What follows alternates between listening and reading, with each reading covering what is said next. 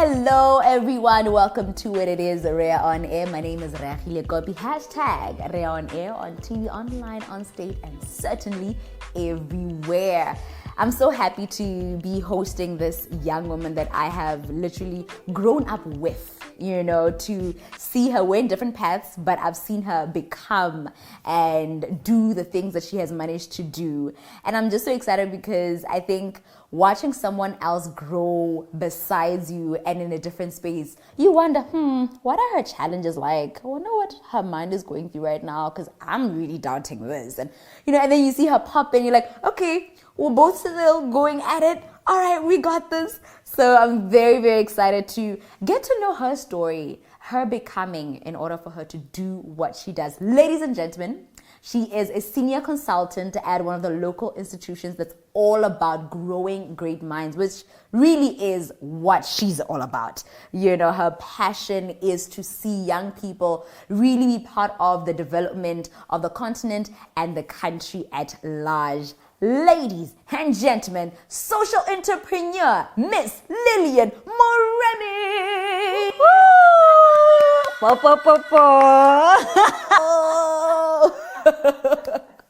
Hi. Hi, Rhea. That was an intro. My goodness.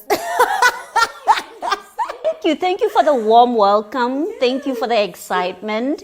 That's what being a young person is all about. Being able to exude that vibrancy, that confidence, that love for life. Because you know what? We are grateful for the gift of life. Yeah. Is it okay? Just so you know, I'm nervous because this is someone that I look up to and adore. I just think that you are such a master of self. And I don't know if you get that. I watch you and the things that you have managed to do from such a young age and maintain that. Do you realize that? And was it anything that was kind of just happening? One step at a time. I mean, I equally adore you. I definitely find so much inspiration with the kind of young woman that you are, the amazing work that you are doing. Look, at the end of the day, I strongly believe, we are called on earth to come and put some positive vibes, to come and make the world a better place. The world has got so many challenges. So really, as humanity, what role can we play to somehow elevate and make the world a better place for ourselves and the people around us? So really, my journey has always been one step at a time, understanding myself, doing the best that I can, hanging out with people that also want to positively contribute to the country, to the community, but most importantly to the self, because you cannot pour from an empty cup. You cannot. And for me, leadership, I always say, we are all leaders in our own right, because leadership starts from the small thing. Being able to wake up in the morning and make your bed, that's leadership. Being able to take care of yourself, making sure that you eat well, you exercise well. So really, those are the values, or those are life's things that I always really looked at to say, how do I better myself, and how do I ensure that I have the right energy around me so that I'm able to give so much of myself to my community, to my country. That is so much level of self-awareness. I want us to go back to when you were a child. Did you always dream of being a social entrepreneur? Were you someone that was aware that I need to be a positive light in the world? Tell me about that. Yeah. Little girl Lillian. Oh, little girl Lillian. It's been a journey and a half. As a little girl, I didn't really know. You know how when you grow up, your mom or your dad would ask you, or anybody really would ask you, so Rhea, what would you want to be when you grow up? And a lot of the time would say, I want to be a teacher. I want to be so-and-so. At the time, I think I probably had said I wanted to be a teacher. Growing up, I was raised by a single parent. My mom is my biggest inspiration. I'm a caretaker also because my mom is blind, and I'm learning so many things. I get to see the beauty of God in my mom every single day. So my mom at the time when I was a kid, she was working for she was working for a school for the disabled, you know, and I got so much time to go and visit during school holidays or after school to say, you know, playing with the kids and really just trying to give back, you know. Life is really all about putting yourself in the shoes of other people so that we can try and understand how they feel and try and make life a little bit easier for them. Yeah. So I think having to grow up with my mom exposing me to her world, you know, it really kind of tricked something subconsciously that I wasn't really aware that it would play such a major role in how I turn out as an adult. But I must say then being able to give back from that very young age, because these were during my primary school days, you know, where I'd go and I'd even go and learn how to swim and interact with those kids. It really opened my heart to say, you know, the world is full of challenges, and as an individual, I'm supposed to be helping another person. Wow. So really that's how it all stemmed, you know, being compassionate, being caring, being respectful of those around you. So those are the values really that I grew up being nurtured through the environment that I was exposed at. Yeah. And then you quickly grew up, high school, and then what I want us to get into is there was a project that you started, the Botswana Student Network. Yeah. So how did that come about? Yeah, so, you know, at the time, I'm so grateful because I went to study bachelor's in financial accounting at the University of Cape Town. First time away from my family, first time away from the country, and I must say I'm really grateful to our Diamonds because of the incredible role in education development that the you know, Diamonds have played over the decades. And I came back at the time. A lot of the students who studied abroad, they didn't really prefer to come back at home because, you know, you come back at home and there are quite a number of challenges. One of them, of course, being how do I find my feet? Yeah. Having lived for 5 years in a foreign country and coming back and probably facing unemployment and, you know, da-da-da-da-da-da. Yeah. And so I said, you know what, I want to go back home. I want to go back home. My government has invested a lot in my growth and I want to give back. I want to give back. I learned so much in South Africa and I want to come back and implement some of the ideas that I had. Growing up, I was usually very shy, timid young girl. Yeah. And then when I went to South Africa, I started getting involved in extracurricular activities. Like, I remember at some point I was a member of a social club at UCT called Black Management Forum Society. Okay. And, you know, they used to call the who's and who's of South Africa for us to come and interact with. And every time I met the women and the men, I was like, awed. I said, hang on, but I want to have this at home. Yeah. At some point, I then, campaigned to be a financial officer in the society. So I grew with that to say, okay, I'm preparing myself for when I want to go back home. Because I realized back at home, there is this gap where young people, how do we stand up for ourselves as young people and contribute towards our growth? Yes, the government is doing this. Yes, parents are doing this. Yes, our relatives are doing this. But you know, every time when you point a finger, 3 more fingers are pointing back at you to say, but what role are you going to play? So I said, hang on, but I want to go back home and I want to establish this organization where, you know, as young people, we are going to work together, collaborate, partner. We're going to go around the schools and motivate other young people and try and figure this thing called life together. I mean, out of a small population of, okay, right now we are 2.3 million, but at the time I think we were around 1.5. Yeah, 1 point something. And I was saying, but it shouldn't be the case that we have this unemployment stats that are quite high. And I said, but for us as young people, we also have to contribute towards addressing the issue of youth unemployment.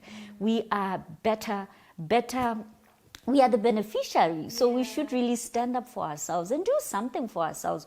Whereas everybody else, including the government, is doing whatever it can to ensure that we are better positioned.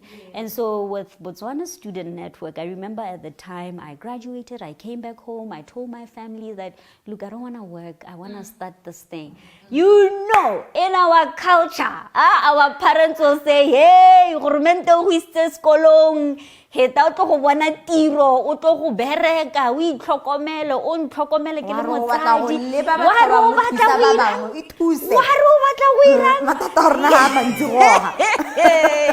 It was so hard. It was really hard because here I was with a degree in financial accounting, and the norm is that I come back home, I get a job, and I work. And I didn't want that. I wanted to pursue what my heart, because at the time How old were you at this point? How old was I?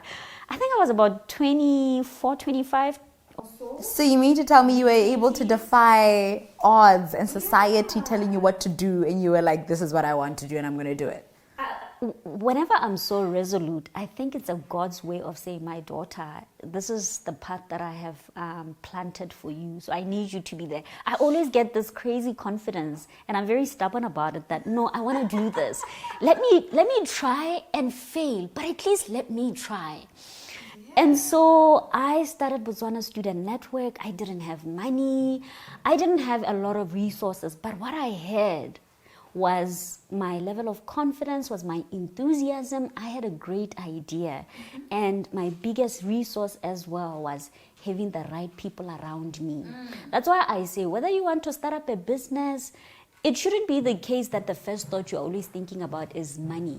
Because a lot of young people would say, oh, I have this brilliant idea, but I'm not yet registering my business because I don't have money, or I'm not yet starting because I don't have money. Excuse me, but we do have instances where we can give you 100,000 and you are not even able to use that 100,000 accordingly. So the biggest resource that one can ever have, whether they want to pursue a business idea or just a community project, is the right people around you. So with Botswana Student Network, we went to junior schools, we went to senior schools, motivating young people about issues of leadership, about taking care of the self, but most importantly around how do we find opportunities? How do we help a Form 3 learner to transition to senior secondary school? How do we assist those Form 3 learners who unfortunately didn't pass their Form 3 exams? How do we make sure that we help them to see the vision or the light of reintegrating back into society? And also, how do we help those who are transitioning from Form 5 or Form 6 to tertiary? And those who didn't do so well. And another element, how do we help those who are in tertiary? How do we help them to even get out of tertiary to transition to the world of work or the world of business?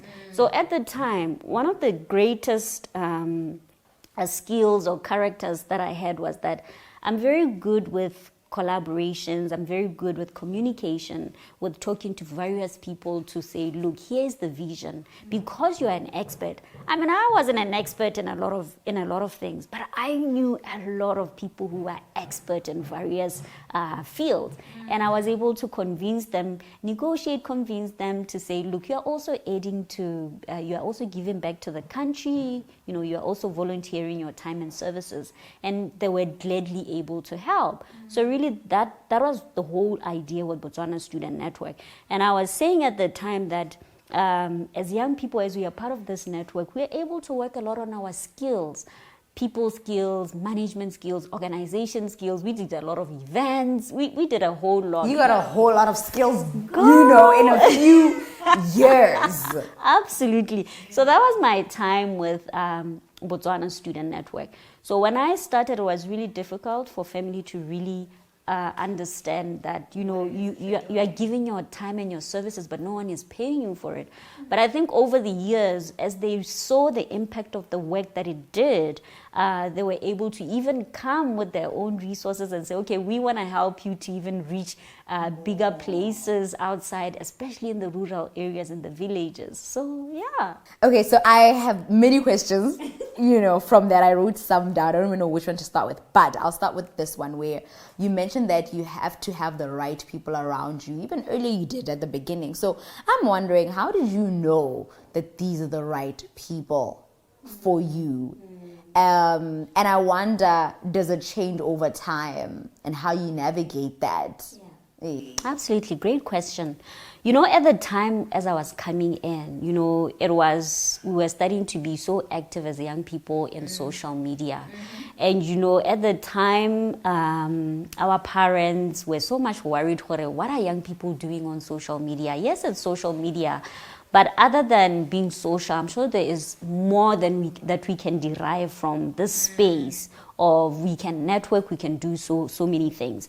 So I loved reading. I've always loved reading. I remember even during my primary school days, I'd be reading Bodram and all sorts of magazines, because for me, I think at the time I really understood the concept of education so well, that education is not necessarily in the classroom. Education is the people around you. This is part of education. Yeah. Education is the events that you go to. Education is the magazines, the books, the documents that you are reading. Yeah. So reading has always been very close to my heart, because it really exposes me to a world of knowledge. And I'm able to translate that knowledge into something that can benefit me or those around me. Yeah. So I loved reading. So I'd read newspapers. And of course, when you read about newspapers, you know, there would be profiling the movers and the shakers. Yes. I'd be online, of course, on social media, on Facebook, and I'd be following people who I felt they spoke the language that was all about developing the self, developing the community. So really, that's how I was able to identify who are the movers and shakers, or who are the people that I could potentially even talk to. And one of the things that I loved doing, I loved going to ministries. You know, I'd go to the ministries, I'd go to the PR departments and say, hang on, this is who I am. Wait, excuse me. Yeah. Yeah, because you know what? Where did you get the guts? Girl.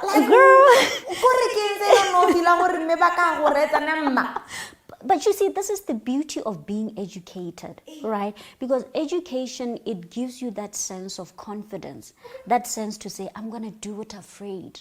I'm going to knock on Rhea's door, even if I'm nervous, my voice is shaking, but I'm going to knock on her door and I'm going to tell her, hi, Rhea, my name is Lillian Moremi. I am having this incredible idea, and I'd like you to come and talk to the young people in this rural area. Wow.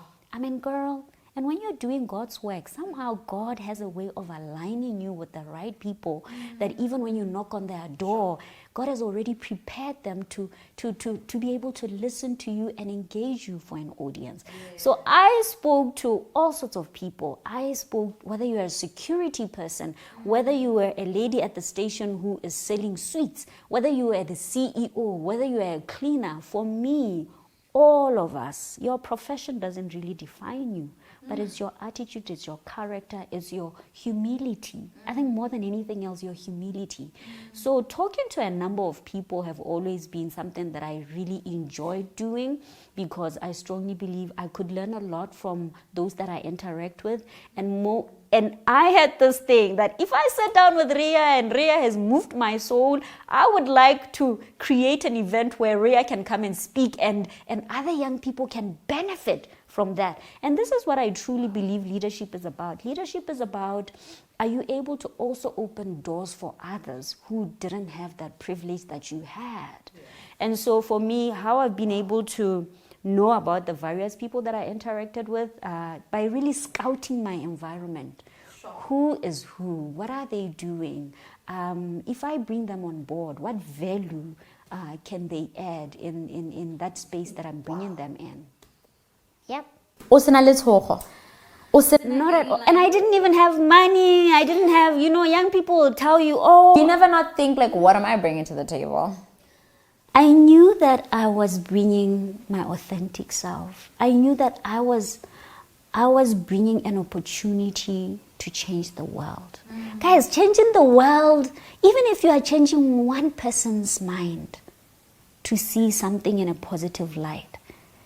When you change the world, sometimes we overthink it. Yeah. Sometimes changing the world could be being a sunshine to someone who's having a gloomy day. Yeah. So for me, really, that's what life is about. I'm so happy you came. I'm so happy you came.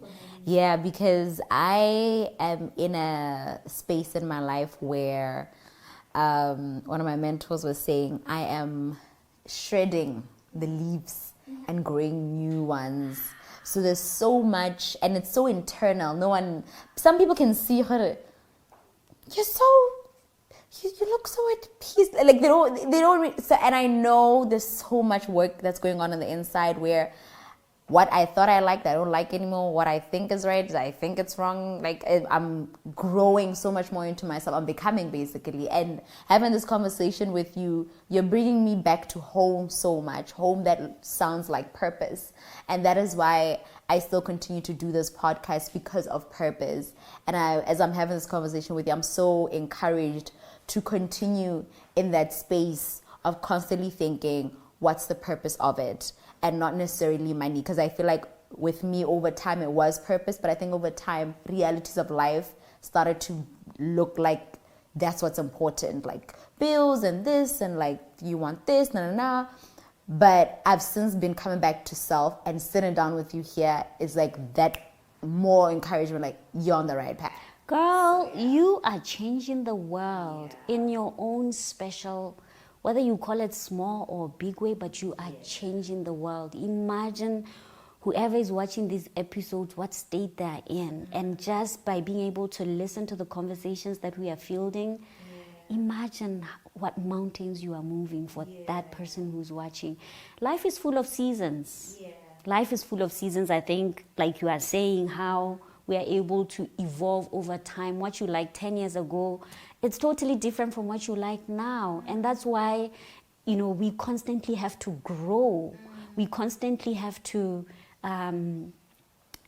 grow and do things that are going to be fulfilling ourselves in a way that, God has said, my daughter, I want you to be in this space. Therefore, you have to grow yourself so that you can keep elevating to that level where God has directed you to go and fulfill that purpose. So life is all about seasons. That some seasons you are going to lose some people along the way, and that's okay.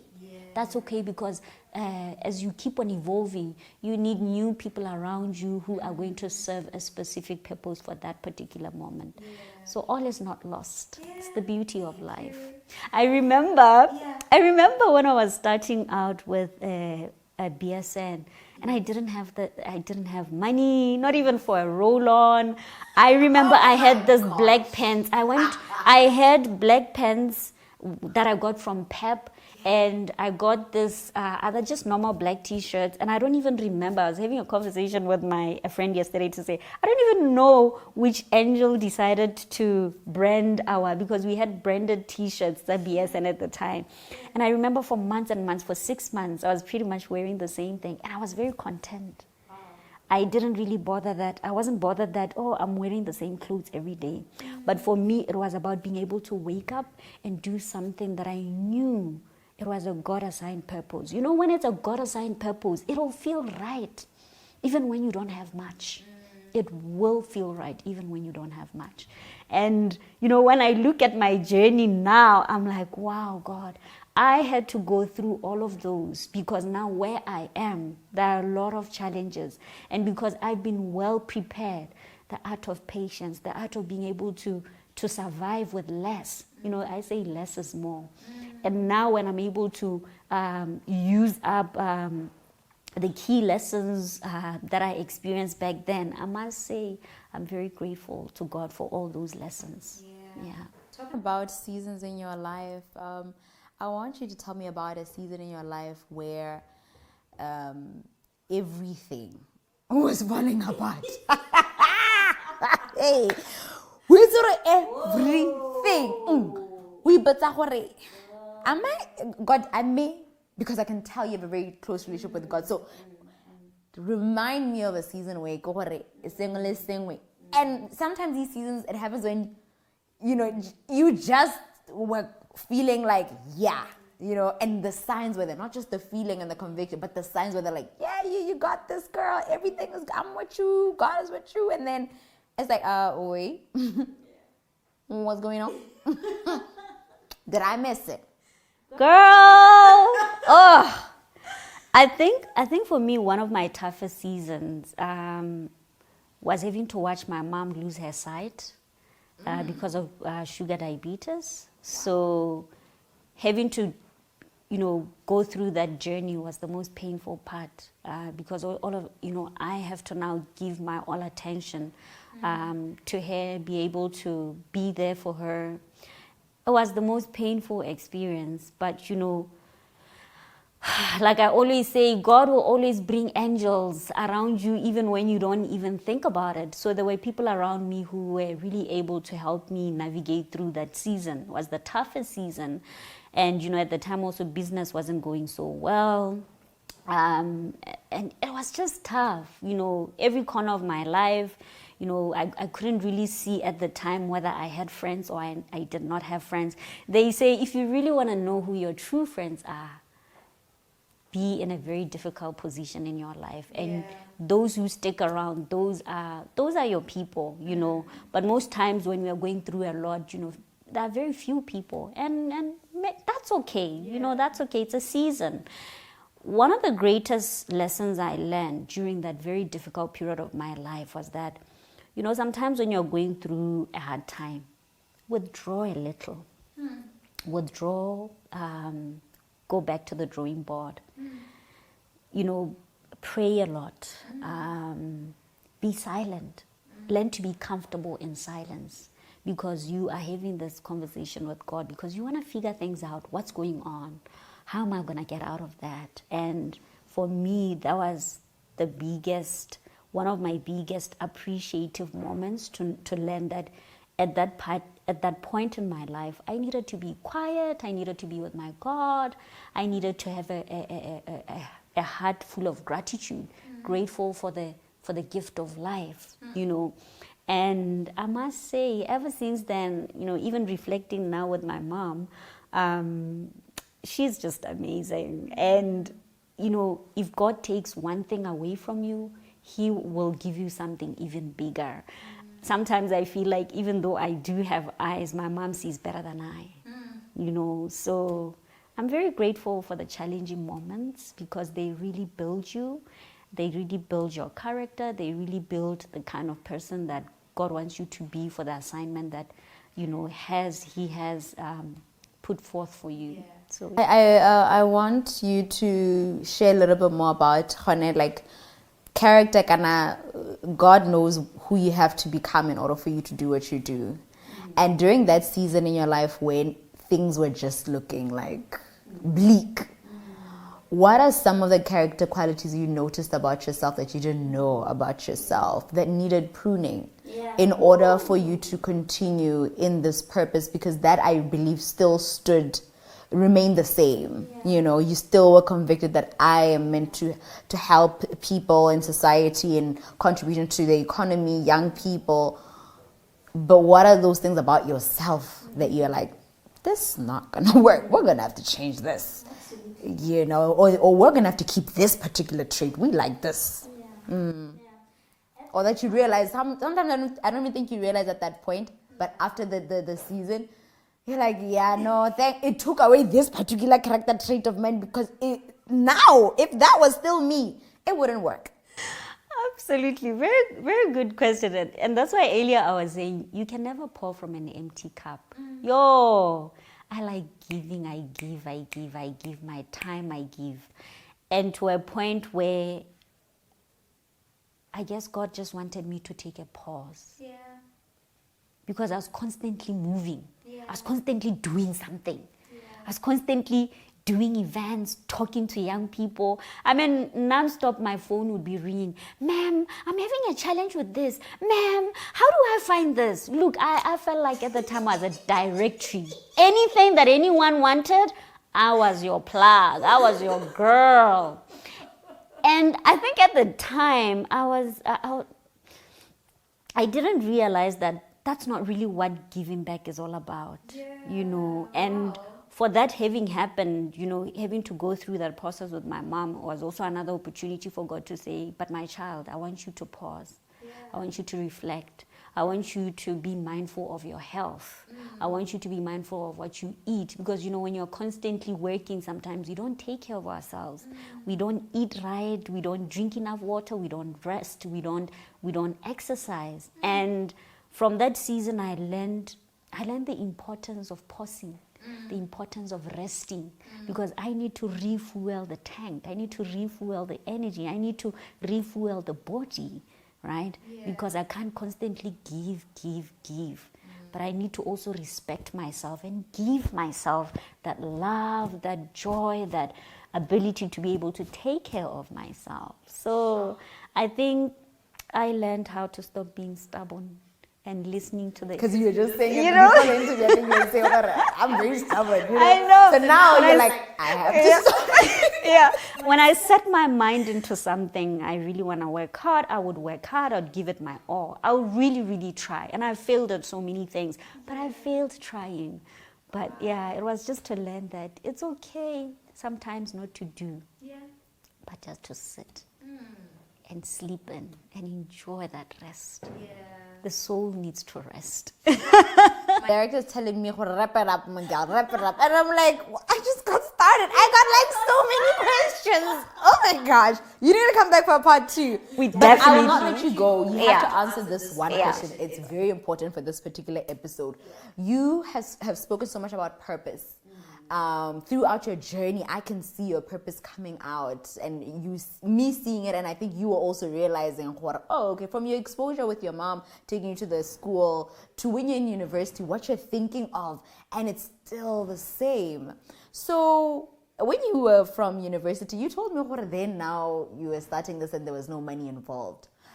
How did the idea of social entrepreneurship come into play, where now you are doing something for a great cause, but then there's also you also have to make money? Actually, just explain to us what that is, because we don't know. We know entrepreneurship, but we don't. Why does the redo? Let us know. Teach us. School You us. know what? I realized that at the end of the day, I need to put food on the table. I need to buy a roll-on. I need to take care of myself, and said, look, running an NGO, because at the time Botswana Student Network was an NGO. That means we depended on grants and funding.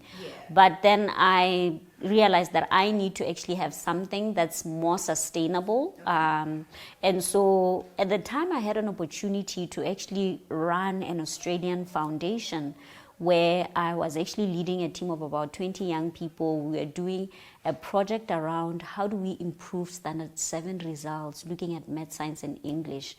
We were doing the project in various rural areas. I've always had a heart for, I want to give back to where it's really needed the most, help where it's really needed the most. And so I did the project for 4 years. I was a manager for a team of 20 people, 20 young people, where we went around the country, where doing literacy programs and a number of other things as well around education development in partnership with the Ministry of Education. And then when the project came to an end, I said, okay, I am very knowledgeable, I'm very skilled, I'm a good networker, I'm a good communicator, I'm a good negotiator, I'm a good what. How do I take my skills and monetize them? And I said, I'm going to take all my savings, I'm going to register a business. This was in 2016. I registered a business called Career Coaching, and I said I wanted to become a consultant because I love traveling, I love meeting new people, I love working on different topics, and that's what the consultancy was about. And I said, but I also want to one day do some work for the United Nations, do some work in America, do some work in Germany. And that's how really the whole idea was. Yes, I still want to give back to society, but I want to make money to also take care of myself and those that I love. And so since 2016, then I've done quite a number of projects, even with international institutions, around education, around employability, around entrepreneurship as well. And I must say, I'm very excited because now, and it's still along the line of my journey of really uplifting the young people, I'm a senior consultant for one of the local institutions, which goes by the hashtag Growing Great Minds. And I really resonated with the hashtag because my life is all about growing great minds. This is how I'm changing the world in my own special, unique way. And so really about social entrepreneurship is, yes, you want to give back. You still want to advance humanity. When you look at the SDGs, the Sustainable Development Goals, there's 17 of them. Each and every one of us, what work are you advancing that is relevant to those SDGs? My work has to do with women empowerment. My work has to do with economic diversification. And so, SDGs such as SDG 4 around education and SDG 17, which is around partnerships, around working together. Those are the SDGs that I really advance. And I work with, and, I get paid for my time. I literally get paid for my time. If you are an institution, you want me to come and motivate your staff members, or you want me to come and help you with a build up a mentorship program, there's a cost to that, and I make money through that. I work with other young people that I pay them, and so that's really how I've been able to, all these other years, I've been able to run a business, but at the same time, do something that moves my heart, which is around education, development, entrepreneurship, and employability. Not everyone will be an entrepreneur. Not everyone will be an employee. So we have to find that balance. Wow. I love that. I love that. I was sharing with my team before you came that Ghana, I was working at, because I'm a finance officer, as well as a media personality. That one this part you don't know. So I was working at a company, and once the contract ended, even when I was there, I just felt like it's all about bottom line. It's all about minimizing costs and making profits. Like, that's all it is. And I was there concerned about, suppliers and how things are done for them, and how is this company helping the SMMEs, and no. And no one really cares. Like, we're here to make money. Is the product selling? And there was a disconnect. I didn't realize how big it was until the contract ended and I was unemployed for a few months. And I was just telling God, like, I don't know, hey, maybe I should go work at like an NGO or something. I don't know, but maybe somewhere where the focus is not the profit margin. It's still accounting, but that's not the focus. That's not the conversation. So now I'm at a union. And I tell you what, I'm so happy. I love my job. And I think why are we here? Why are we all here? Why are we all doing this? And even the things that are my KPIs, it's very different from Gagwa, So I'm happy to have had this conversation with you, to have seen you now know that this is my purpose, but you have managed to find a balance to say, but I need to have food on my table, and good food. Yeah. Absolutely. Good food. Good food. Good living. Good food. There's a point that I want to make around, we all work in different environments, and some people would say, I'm unhappy, the salary, the work is not fulfilling. Who are you genuinely? Who are you? What do you love? How do you want to change the world? If you can understand that concept, that every environment you find yourself, you always make sure that somehow you are able to give back, right? Nowadays, corporate or any company, they always have an arm where they want to give back to the community. So if giving back to the community is your thing, go to the community department and say, hang on guys, but I have this brilliant idea. How can we work together? Yes, I might be in finance, but I have this brilliant idea. So there is that. And there is so much that we can do in our community, at church.